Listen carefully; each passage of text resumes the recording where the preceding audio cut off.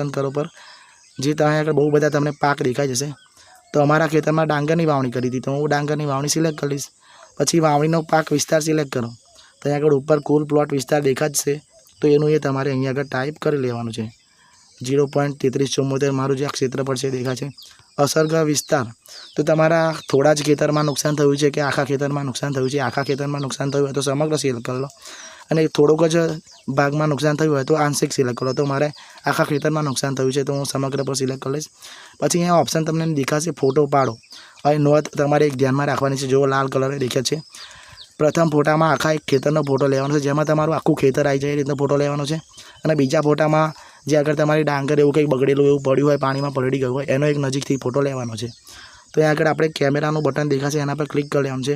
પછી while using the app પર click કરી લેવાનું છે। પછી ક્લિક કરશો એટલે આ રીતના તમારો કેમેરો ખુલી જશે।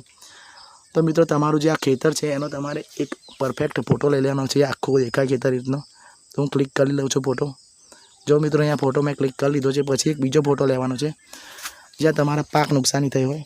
તો મિત્રો આ જો અમારે અહીંયા આગળ પાકની નુકસાની થયેલી છે, તો અહીંયા આગળ ફોટો આનો પાડી લઈશ। જો અહીંયા મેં 2 ફોટા પાડી લીધા છે મિત્રો।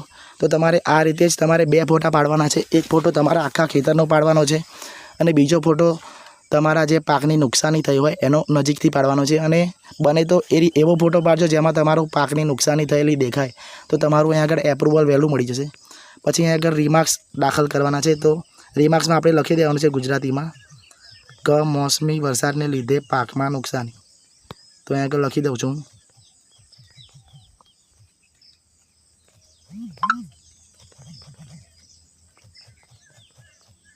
આવું લખી દેવાનું છે, અને અહીંયા આગળ આપણે પાક ઉમેરો ઉપર ક્લિક કરી લેવાનું છે। જો મિત્રો અહીંયા આગળ આપણું આખું આવી ગયું છે ડિટેલ બધી।